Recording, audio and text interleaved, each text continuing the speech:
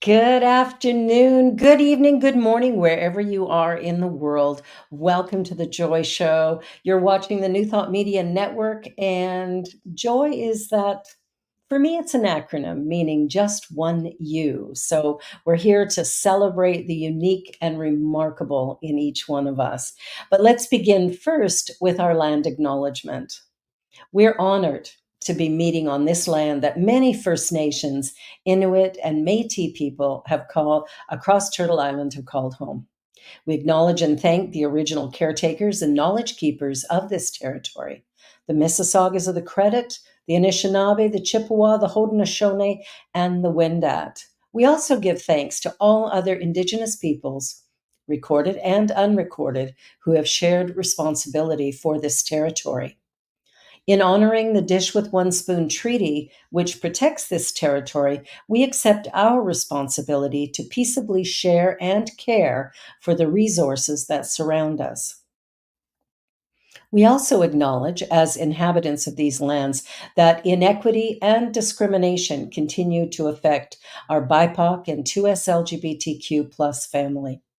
We therefore strive to be allies and take an active part in reconciliation.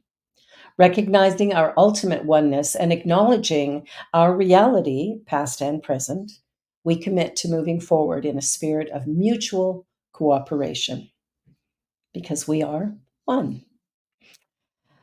Well, welcome, welcome. Today, my guest is Charlene Biggerstaff. She is a yogi. She is also a city councilor in her town, and she has been supporting her community in remarkable ways for a long time. With a very diverse career, you are going to enjoy this next hour. Welcome, Charlene.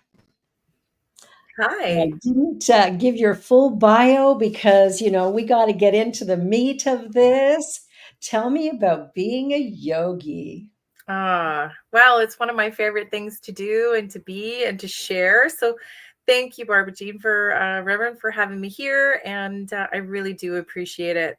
Any opportunity, whether I'm at the park or talking on the phone or, at the grocery store, it seems to me that I'm able to bring out context around my personal journey of doing yoga, which is almost 30 years now. Wow, good for you. Now, what got you into it in the first place? Oh, How do you well, get there? yeah. So it was many moons ago, and yoga was certainly not on every corner like it is today.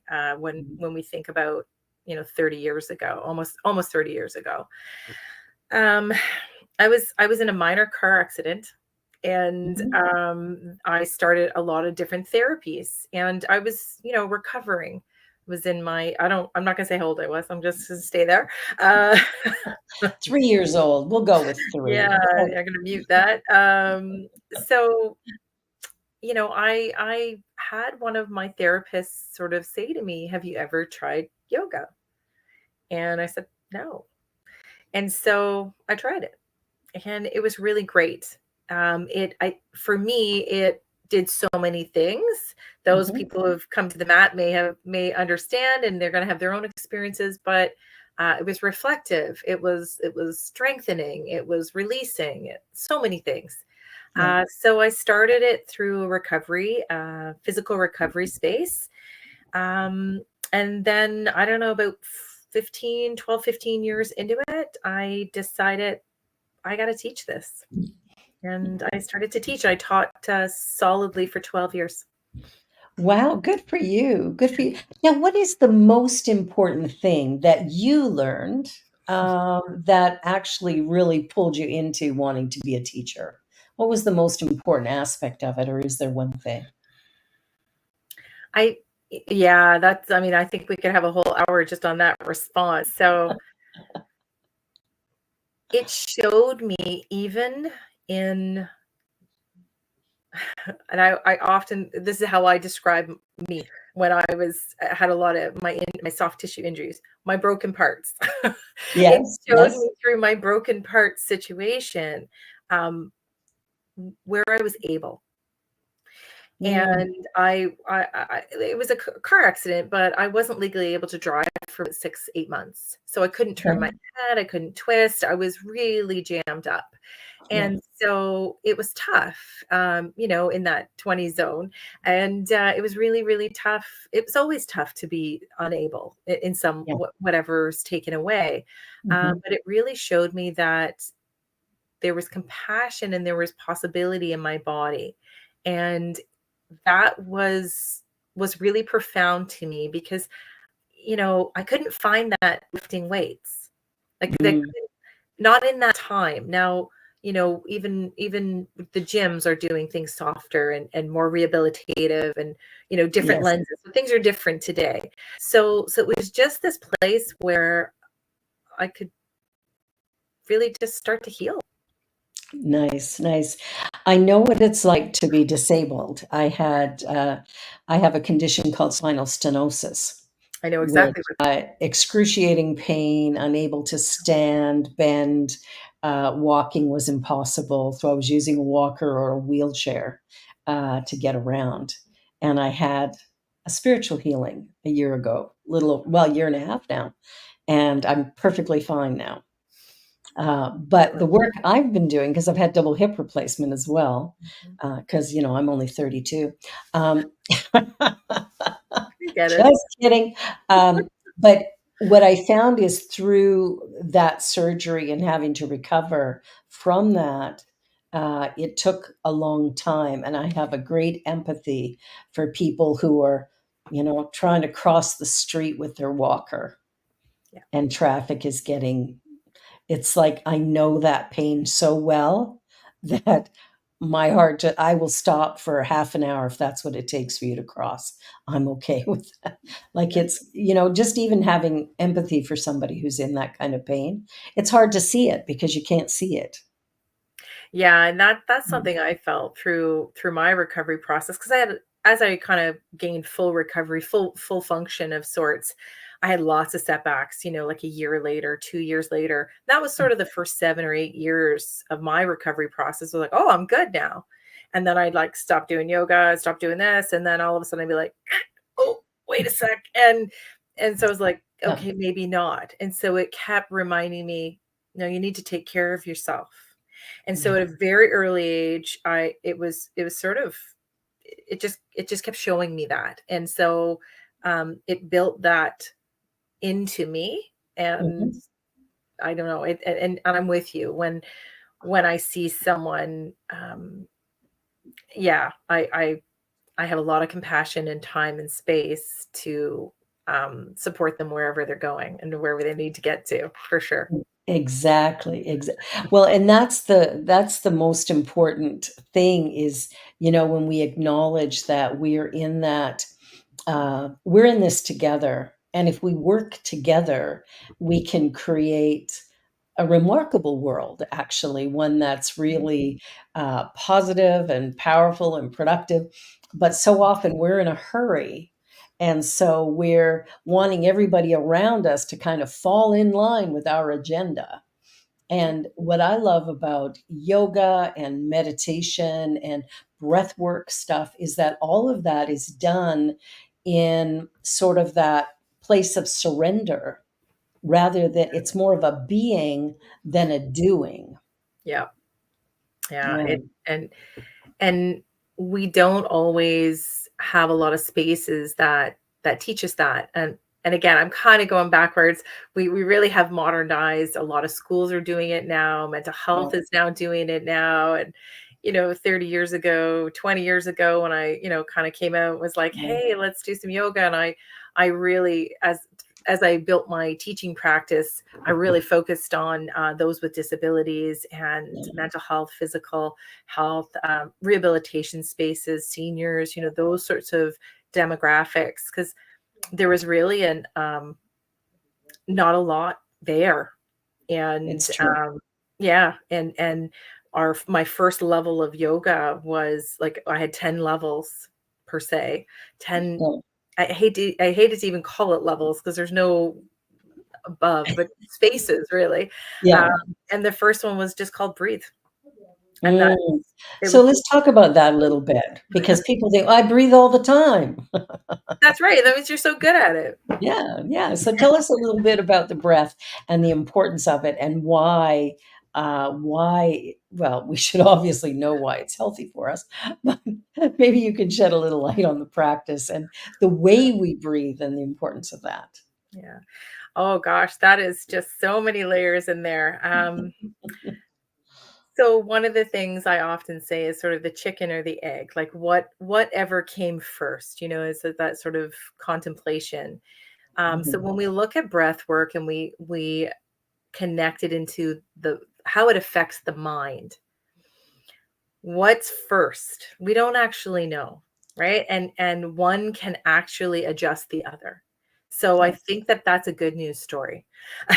So because it doesn't really matter, because if we go at it from our head, we'll get a result. We go at it from the breath, we're going to get a result. So it Yes. doesn't actually matter. But when we start to realize the parasympathetic and the sympathetic systems, so our fight or flight or our rest and digest, Mhm. I often say to people, it's a light switch on a dimmer, Mm, okay. right? So it's you're either on or off, right? And there's also a dimmer in there. Yeah.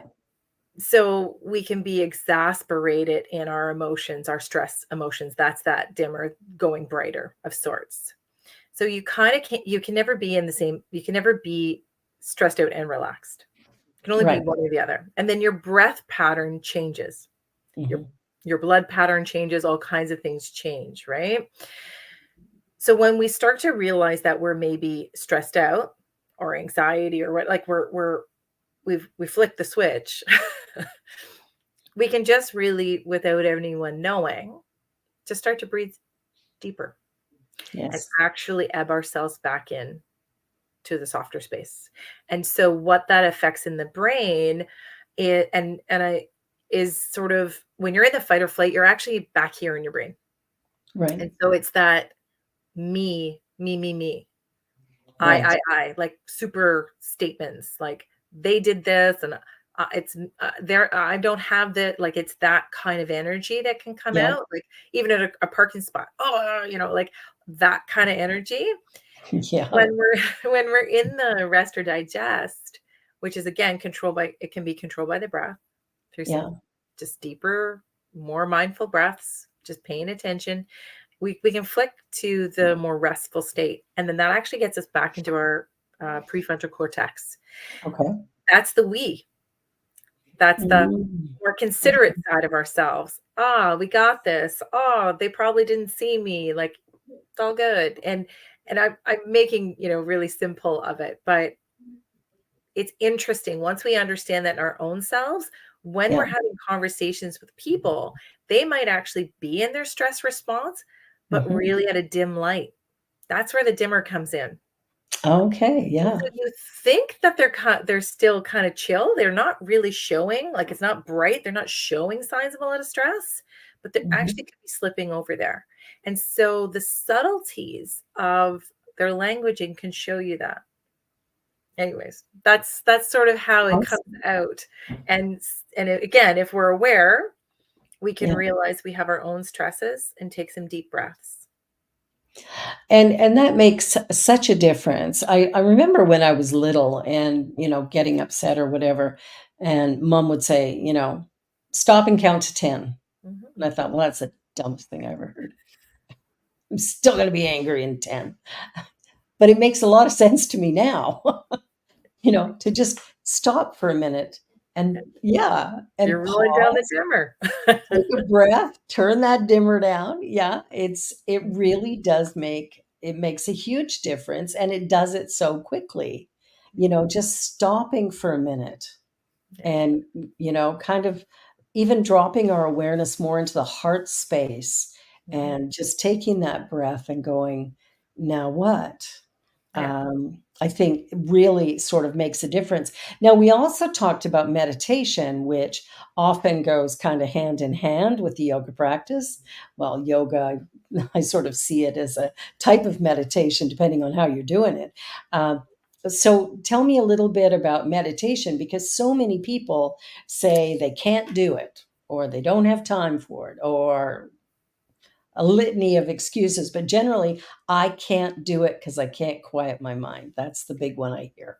Yeah, and I'm with you. Over the years, trade shows, yeah, just talking to people, they're like, "Oh, I tried it, I can't do it. My head's racing, blah blah, blah," and I'm like, "Okay." So there are tons of very specific. Before I get into that, I'm going to step back a sec. There are tons of specific meditation practices, sure. Mhm. um, when I peel back the layer with someone who's presenting that way and saying, I tried it, I can't do it, I've already failed. I just really get simple. And what I learned as a student and then shifting into the teacher mode was that, of course, words have value, have meaning. And when you're in that instruction space, people are really listening, like, Yeah. like, like really listening. And Yeah. so often, which is amazing, um, so often what's said from a yoga teacher or meditating teacher space is sit down, relax, clear your mind. And so there's like, okay, I sat, I'm really uncomfortable already. So they're already doing that because a lot of times they haven't sat on the floor in a long time. Yeah. Relax. Like, I just got here, relax. Like, is this a switch? Right? Like, what do you mean relax? And like clear your mind. I'm like, the mind just gets so loud. And so if it was like baking a cake, right? You need a pound of sugar, you need like 4 tons of eggs. It's like, well, you need a dump truck. Well, how big is this cake? Like the instructions don't match Yeah. with what we actually have to do. And so what I try to say to people is you're you're just listening. Just listen. Just listen. That and what it will happen maybe one day is your mind will get quiet and then you'll be like, it was quiet. Oh It was crap. quiet. No. Can I get that again? Those So quiet moments are lovely when they happen. It's just not very often for me anyway. so another way I try to help people understand my experience and bring it in a way that's acceptable and doesn't turn into some big cake that you can't fit in the oven, something that's Yeah. overwhelming is, and I think this lands today more than ever. Think of our body and everything that comes in our all of our senses, especially our eyes and our ears, right? So we're Mhm. on the phone, right? We're all this stuff coming in, coming in, coming in. Yeah. Now all that, think about it in a filter. So Mhm. the layers of sediment Mm. starts to get full. Yes. Yeah. And so just use meditation as a moment to process Yeah.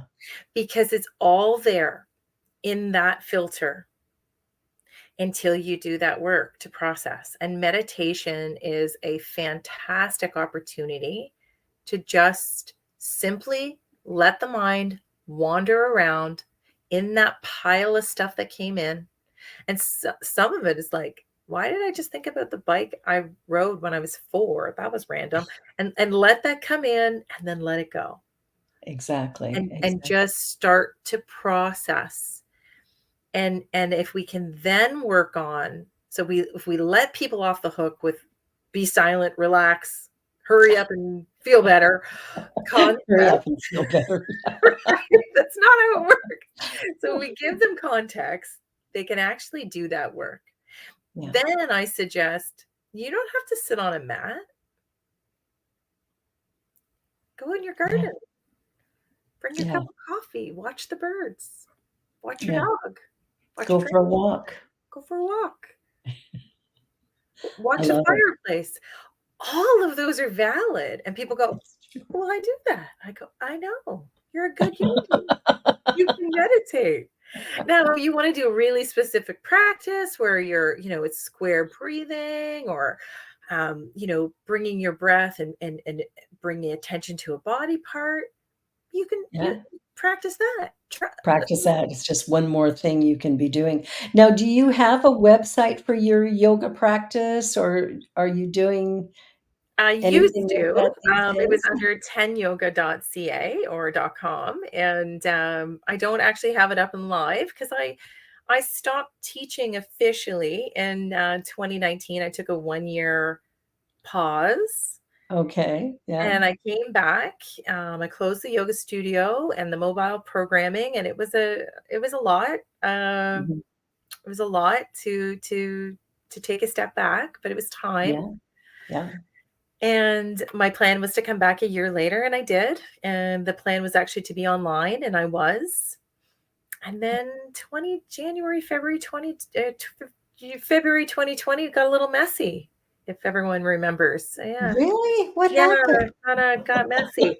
And yeah, by the time mid-March came, I stepped back from that, really trying to be as mindful as I could about holding space Yeah, in a global pandemic, and quite yeah. frankly, taking money from people. I just and I wasn't sure I could really hold space. It was just such an unusual time. Yeah. And to try and, like you say, hold space for someone else's experience, very difficult during that time. I know as a minister, at the time I was working in two churches, and it was it was a lot because people were really, really struggling. Um, I was never busier than ever. Like, it was so busy for me. But I think I think it really interrupted so much of what we do, which sort of reflects back onto what you were saying about the pause, because really COVID was a pause. Mhm. Our animal life flourished, our plant life flourished, because we took us out of the equation. Yeah. We took the doing out, and all of a sudden, the world was being uh, alive again. Yeah. I would agree. There were so many people feeling so many things all at the same Mm, time in a sort of a collective consciousness of stuff and so yeah, many things shifting.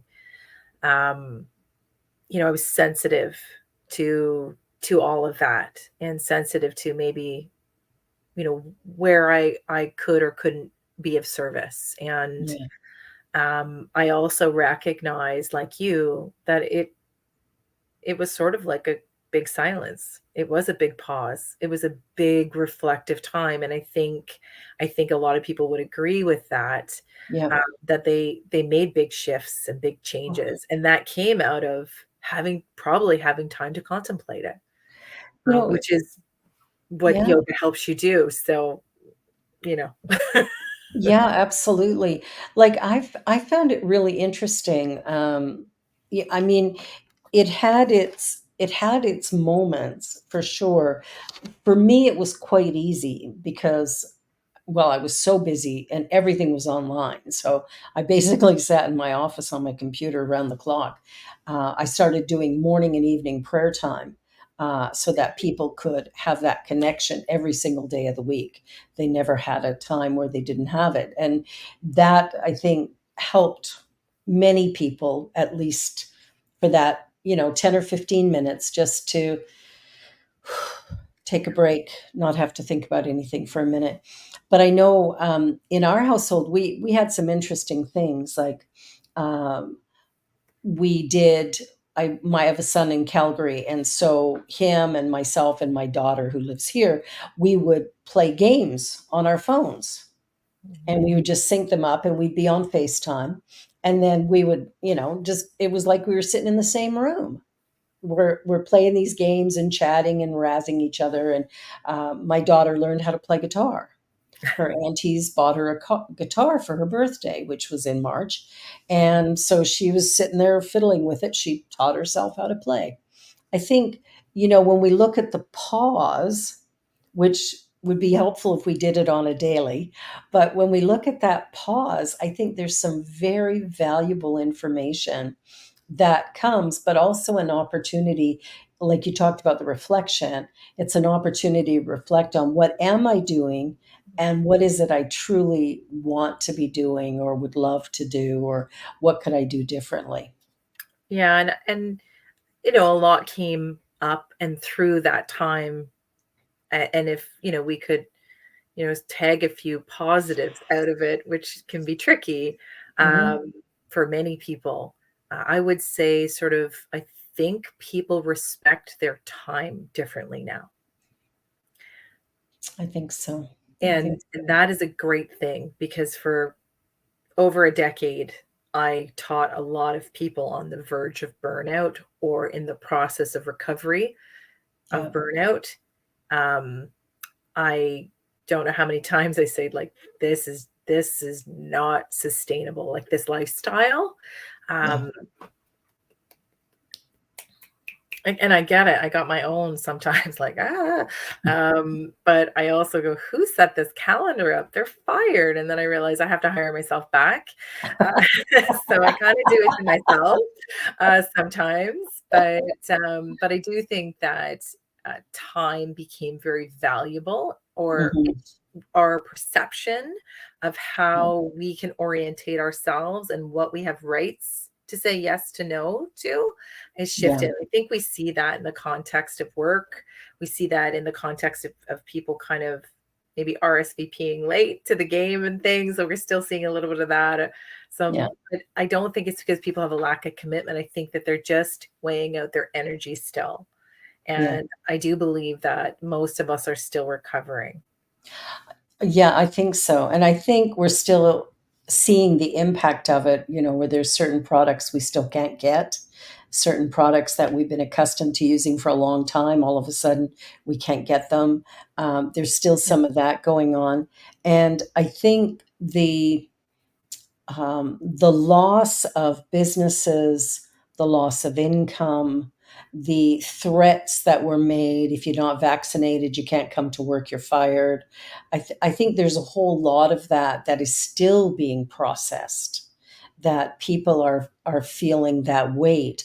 And I know that the cost of living in Toronto is exorbitant, to say the least. And I look at a variety of people who've come from other countries or whatever, and they can't, they're professionals wherever they came from, but their profession is not acknowledged or recognized here. And, we're just looking at all these ways in which we're not meeting the needs of each other. And it has to start by meeting our own needs and, sort of having love and compassion for ourselves so that we can then share that with the people that are around us and start to create a greater sense of equity and possibility and opportunity, not for some of us, but for all of us.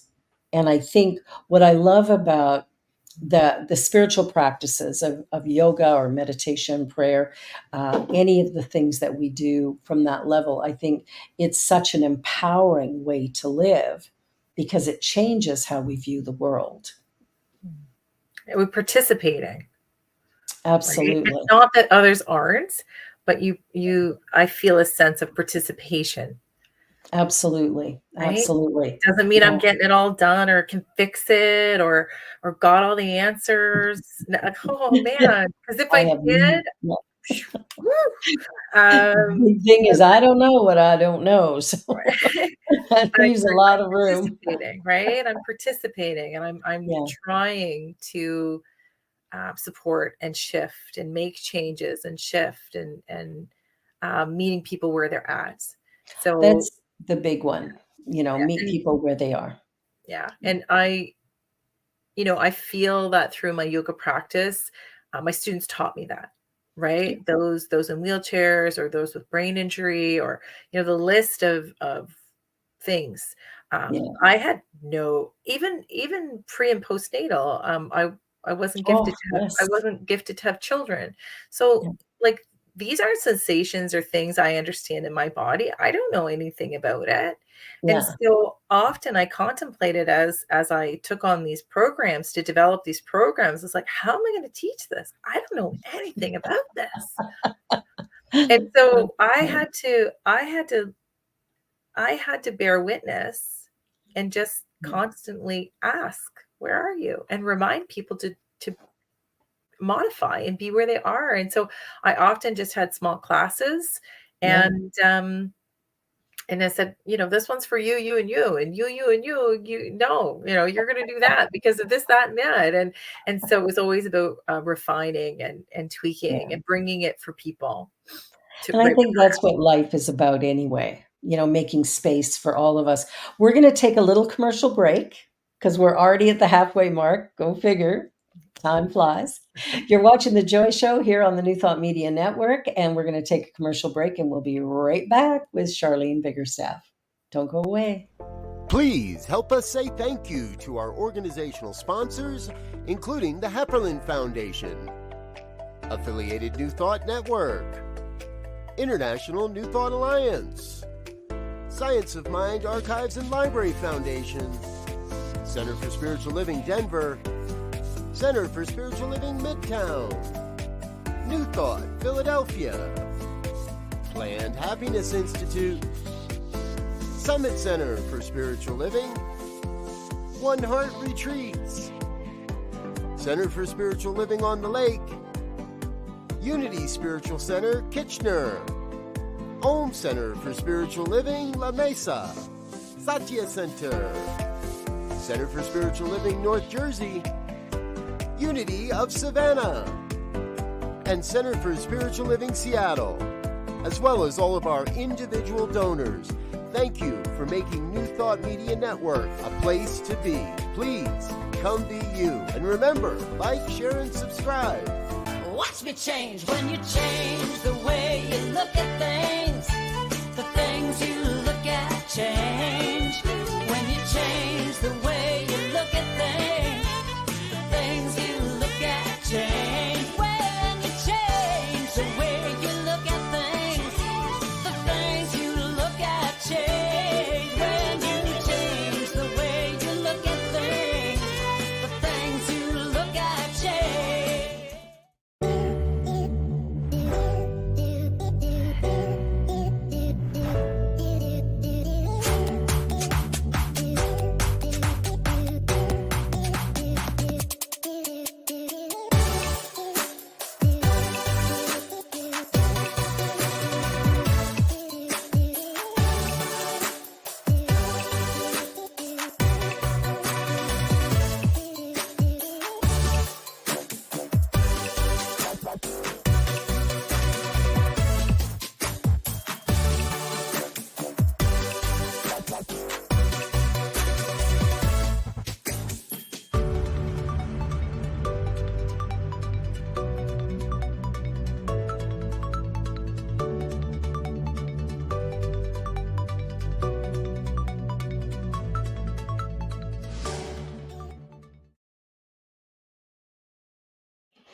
And you're watching The Joy Show, and we're here with Charlene.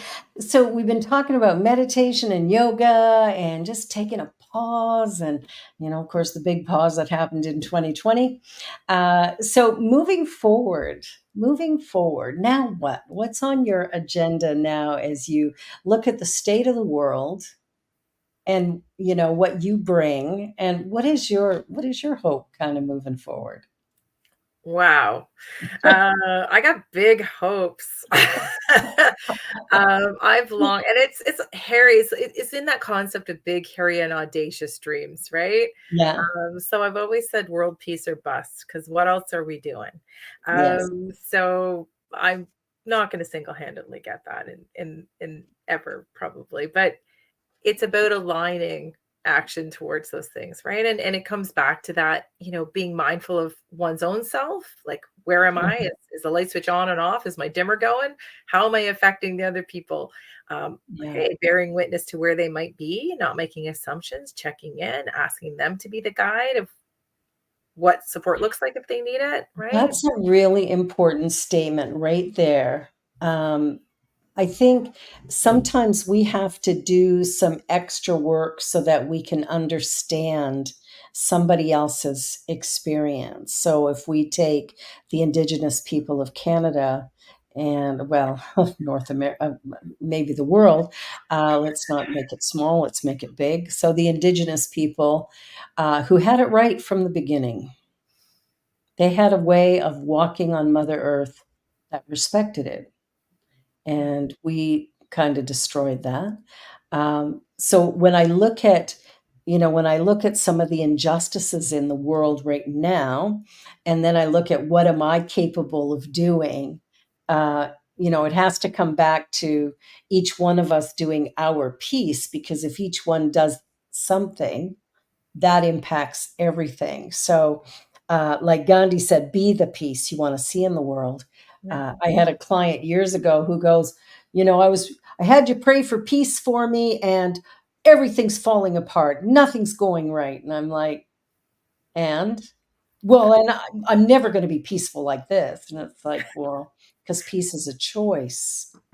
Yeah. And I think we forget that sometimes. We think we pray for peace, or we pray for, happiness or joy or love or whatever, and then life continues. Like the Buddhists say, before enlightenment, chop wood, carry water. After enlightenment, chop wood, carry water. That's right. It is an inside job, right? And so, It is an inside job. participating, and what does that mean for everybody? Everybody's version of participating is different. So, February 2020 happened, right? And then I was working at a nonprofit in mental health, Okay. running a peer program. And so Oh, yeah. a resource booklet that called the Up Hub Project, and it helps those in York Region. It was peer led, and it helps those in York Region connect to services. So that was a very profound project to be working on in a very profound time. I had also signed myself back up for school, so I went to online. It got shifted, which is just fine, and I ended up taking HR Okay. management. Yeah. So again, as we sort of went through that 2-year period, those two items really bubbled up to the surface, and I think as communities and townships and whatnot, cities, we've reorientated the idea of mental health and how intricate it is to health and well-being. And it's sort of like if life is like a net, it's one of the plugs that's holding the corner of the net. Like it really destabilizes a whole other lot of stuff in someone's life when their mental health isn't here, right? Like isn't secured, and we all have fluctuations in it. We do. just do. That's a reality. So I was able to really spend a lot of time in that time looking at that. And then again, post-COVID or through COVID, HR, really looking at how HR is transformed, and really, I think at a leadership level is realized it needs to be at the senior leadership table. It's not just an administrative process, it's culture, and flexibility in the work, and it's people aren't widgets, and like sometimes they need a minute. You're gonna have to give them a minute, and hopefully what that springs out of, now this is a big hope, that as consumers we're a little more patient also, because What? Patient? No, I want it now. just a little more patient, right? Because stuff happens. Somebody can't come to work today because maybe grandma's not feeling well, or what, like whatever it is, it doesn't actually matter. It doesn't matter. It just be a good customer too, right? So I was in this really unique space where I was sort of engulfed in this area, and it felt very purposeful, and it felt very in the moment, and I was really thankful. So it gave me a lot of energy to be in those spaces during COVID. And then I kind of came out of COVID, like we all did, 2022-ish, April, May, June, whatever you want to call it. Yeah. And then I decided to run an election in my local town because I wanted to be more purposeful. Good for you. But that's a great way to I think we're more apt to make change in our world by participating than by sitting back, pointing fingers at the people who are participating, telling them they're not doing it right. Yeah. So good for you. Good Thank for you. you to do Thank that. And Yeah, we have to listen to the to all those lenses, absolutely. and if people are criticizing or curious, I would rather people being curious than criticizing, but Yeah, that's okay. Then I'm prepared to sit down and understand where they're coming from, and it's yeah, okay. Like it is. it like to an extent, let's not be evil.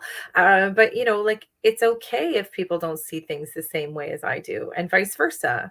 Mhm. And it's an honor to have won that election and to stand up for a very small piece of the world, and sit at the table and try to help with the overall well-being of my community, because that is really what the job is. Yeah, And it is. to kind of run the budget, not myself, as a team, as council, Yeah, to oversee it in a governance level, and also look at the different programs, services, projects to help support well-being. And it makes sense. Like it it really does. it really does. And it's about people. And when I say I really want to participate, and I hope that people do, sometimes participation just looks like you said hi to your neighbor. Right, like, sometimes you just open the door for somebody, like, in Mhm. my hometown, we're pretty, like, awesome. I'm gonna brag about us, Georgina, yeah, Yeah, and, yeah, like, we just help people out, like, a yeah. lot, and, it's still a little bit small town like that, and it's a really great thing. It wouldn't be the first time I shoveled someone else's driveway when I know, you Mm. know, the gentleman was on dialysis, and, neighbors know about it. We all pitch in, and like those things are Well, huge. they are huge, and it's interesting, you live in a smaller town, I live in a big city, but I have that in my big city, on Yeah. my street. Like, my daughter grew up almost downtown Toronto, right, the East End, and she would say, "I'm going to so and so's house," race out the door, run over to whoever's house. Like, all around us, everybody knew everybody. Neighbor across the street is expecting. My husband's over there shoveling her walk, her stairs right up to her door. Didn't ask for permission, just did it because it needed to be done. And she's definitely shouldn't be doing it. And, we were doing stuff like that. Our kids would run from house to house to house, just like I did when I was a little kid. Yeah. And this is my daughter's just 18. That's So this is great. happening in downtown Toronto at this time. And, I love it. I thought we have the ability to create community Yeah. wherever we are. So then we move to another area, we move to this street, and right away we've built relationships there that although we've moved, we're still having them over for visits. We're still going over there for visits. And now we're learning about the people who live on the street we're in now. And I think we can create what you have wherever we are if we eliminate some of our fear. We're so afraid of each other, which is unfortunate. Yeah, there's a lot of people who feel like that, and I Yeah, just never have. My husband always says to me, like, "Can we go anywhere and you don't know people?" I'm like, "Ah." I took probably my not. aunt up to Barrie, and we opened to do an eye surgery. We opened the door, and I'm hugging the receptionist. I've known her since she was 5. My aunt's like, "Really?" But Yep. that's the cool thing about people, and I Yeah, think what you touched on was sort of micro communities. And exactly. there's those layers of when we look at like the happiness studies, and when we look at the blue zones, those areas where more people who are 100 are living to 100. Mhm. There's some fundamental things, and that are key indicators that help people have a long and healthy life. Nothing Yeah. to do with money, nothing to do Nope. with marital status, nothing to do with kids. It has to do with, like, random acts of kindness, Yeah. talking to like people who are walking by, and maybe the post office person, or just idle chatter with the person who's checking you out or whatever, like Yeah. just those Yeah. common things. And Mhm. then also feeling a part of something is Yeah, something that's exactly. constantly, done. And I think that's where for you, like a spiritual, bringing people together in a spiritual practice, bringing people, that's also community, right? There's so many It is, yeah. contexts inside of our towns and our cities of what community is, whether it's a baseball league or all of these things, and Yeah, so when I it say all works. Yeah. when I say participate, Mhm. it's really easy and quite broad. And it really And we helps can with do it. health. Yeah, And when we circle it back to COVID, if we really look at what was taken away from us, it was our ability to participate too, it was. right? Yeah. And we've gotta get participating again. That's been that's the challenge that I'm having right now. We do all our services online, and getting people in person to do something, it has been a bit of a challenge to try and make that happen. And it's for me, I'm like, oh, come on. It'd be so great if we were, whenever we do get together, it's like a big hug fest, and there's so much love, and it's so beautiful. And yet we're maintaining the distance. And then the distance is okay too, because I can have this interview with you, Yeah, and I have students in Saskatchewan, in Alberta, in the US, in the islands. Like, I can have all of that yeah, because I'm online, but yeah. there's still a need to be together. And I think sort of Mhm. rebuilding that is taking much longer than I expected. People are still afraid. Well, and I don't know if it's being afraid, because I know you're hearing from different people, and that Mhm. very well could be a part of it. Yeah. What I'm seeing, also maybe, or on a separate side, is the energy levels, the inconsistency in the energy levels, and for Yes, I me, agree. that comes back to recovery. Yeah. So, are we really aware that we're actually all in recovery? Have Thank you. I don't think we're there. I don't think we're there. I think Mm. this is the analogy I've used a few times. It's like one of the big highways. You got a 400 car pileup. Just cars are just slamming into each other. You're one of the front runner cars. You're beaten up. You're a bit bruised. Got some blood, but you're good. Okay. You get out of your car. All the EMS cars are driving the opposite way to the highway shut down anyways. They've Yeah. all gotten out. You're limping. They're like, "Ma'am, we need to check on you." You're like, I gotta go." They're like, "Ma'am, we need to check your vitals. We're gonna make you sit down here." I gotta go to work. I don't have time for this. Yeah. You're right. That's where I That's where think we are right now. that's sort of what, if I can draw it out, that's what I'm reading. And with that push, that adrenaline push, or that the Mhm. half, like the real have tos, which might be work or kids or whatever, there's only so much energy and capacity. And so where we used to be able to find, this wide zone of consistency, now Mhm. I see it more like a skipping stone, Yes. really up and down.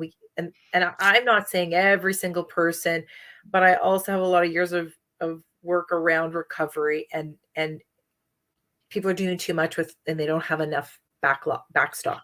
You know what? You nailed it. You nailed it. That's exactly what I'm seeing from people and hearing from them, without the awareness that they're recovering. Yeah. I Yeah. think There's that's it's under the radar. Like, it's like it COVID's is, done, we're good.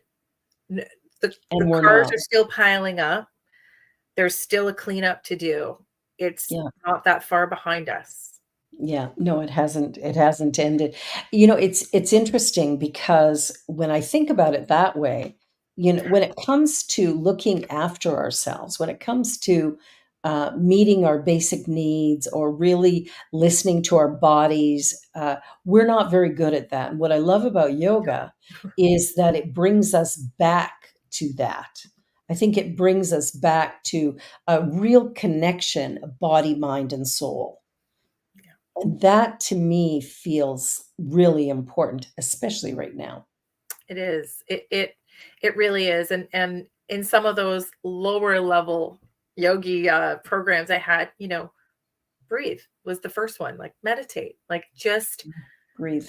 just I don't know, 1 cup of coffee. Just sit on your front porch. Like just without your phone, like without everything coming in. Let something come down. Yeah. Right? Like, and so try that because it doesn't have to be like I'm going back to the gym 7 times a week. Like no. Relax. Go for a walk in the park. Walk in the park, like really, really watch a sunset. Like it's so small. Journal, right? Like Journal. journal, like these really basic things that Yeah.